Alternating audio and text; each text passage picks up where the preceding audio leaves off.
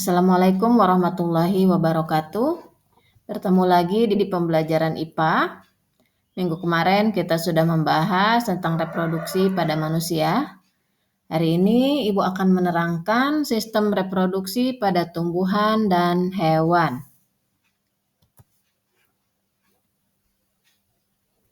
Sistem reproduksi pada tumbuhan terdiri atas reproduksi vegetatif dan reproduksi generatif. Reproduksi vegetatif, cara reproduksi tanpa didahului oleh perbulan sel kelamin jantan dan betina. Kalau reproduksi generatif, cara reproduksi yang didahului oleh peleburan sel kelamin jantan dan sel kelamin betina. Nah, di sini reproduksi vegetatif pada tumbuhan meliputi rizoma. Rizoma itu jahe, kunyit, temulawak, dan kencur. Lalu umbi lapis, contoh umbi lapis, bawang merah, bawang putih, dan bakung. Contoh umbi batang yaitu kentang dan ubi jalar.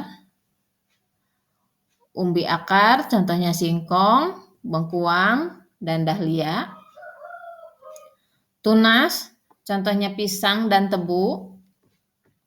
Tunas adventif, contohnya cocar bebek, cemara, sukun, dan kesemek.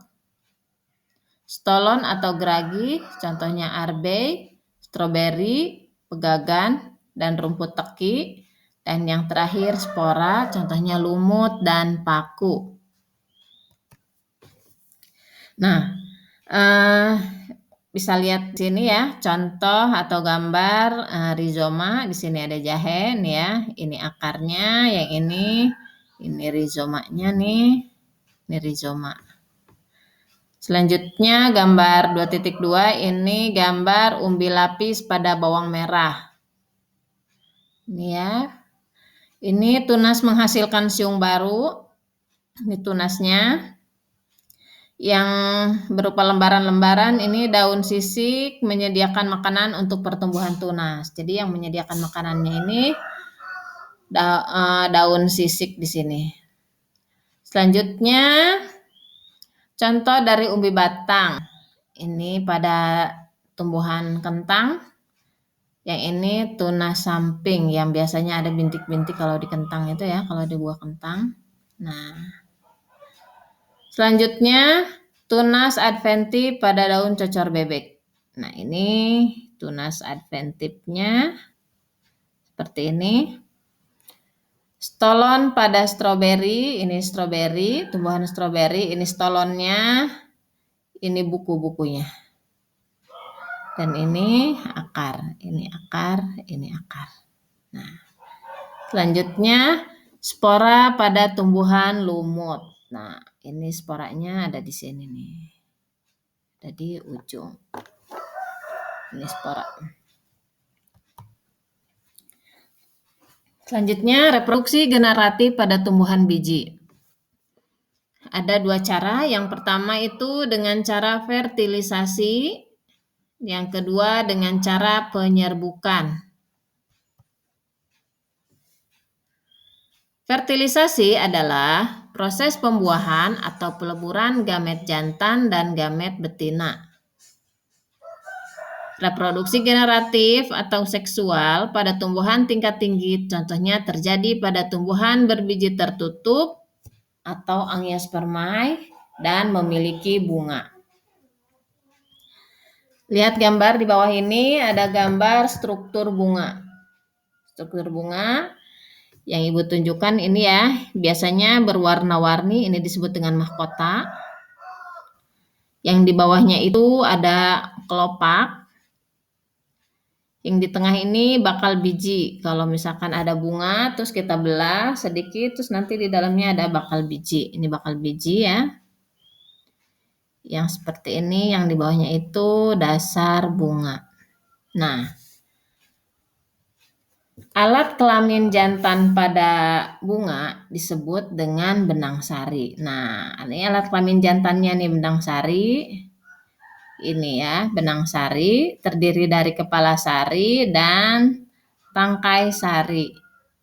Ini kepala sarinya, ini tangkai sarinya. Dan alat kelamin betina pada bunga itu disebut dengan putik. Nih, putik nih yang terdiri dari bakal buah, ini bakal buah ya. Selanjutnya tangkai putik. Yang ini tangkai putik. Dan yang di atas di sini kepala putik. Jadi yang ini benang sari dan yang di tengahnya ini putik atau alat kelamin betina. Penyerbukan pada tumbuhan berbiji. Berdasarkan asal serbuk sari, penyerbukan dapat dibagi menjadi 3. Yang pertama itu penyerbukan sendiri atau autogami. Yang kedua penyerbukan tetangga atau geitonogami. Dan yang ketiga penyerbukan silang atau alogami. Setelah penyerbukan, sekarang pembuahan pada tumbuhan berbiji. Pembuahan merupakan proses peleburan antara inti sel kelamin jantan dan betina. Pada tumbuhan berbiji tertutup terjadi 2 kali pembuahan sehingga disebut pembuahan ganda. Nah, ini ada gambar di sini. Proses pembuahan ganda pada tumbuhan berbunga. Ini pembuahannya ya, seperti ini prosesnya. Sekarang perkembangan biji. Setelah terjadi pembuahan, bakal biji akan berkembang menjadi biji dan bakal buah berkembang menjadi buah. Nah, kalau bakal biji menjadi biji, kalau bakal buah menjadi buah. Sini ada gambar. Struktur biji dikotil. Nah, ini struktur biji dikotil. Yang ini ya, struktur bijinya seperti ini. Dikotil itu berkeping 2. Dan di sampingnya yang gambar B, struktur biji monokotil itu berkeping 1 ini. Contoh dari bijinya. Selanjutnya, faktor yang mempengaruhi pertumbuhan dan perkembangan tumbuhan. Ada faktor internal ya, dan ada faktor eksternal. Faktor internal terdiri dari gen dan hormon. Kalau faktor eksternal atau faktor dari luar ya, itu air dan mineral, suhu, kelembaban, dan cahaya. Nah, inilah contoh tadi bunga lengkap ini ya. Ini ada bunga sepatu nih. Ini yang dinamakan mahkota itu ini. Sampai sini penjelasan untuk pertemuan yang ke-3. Selamat belajar.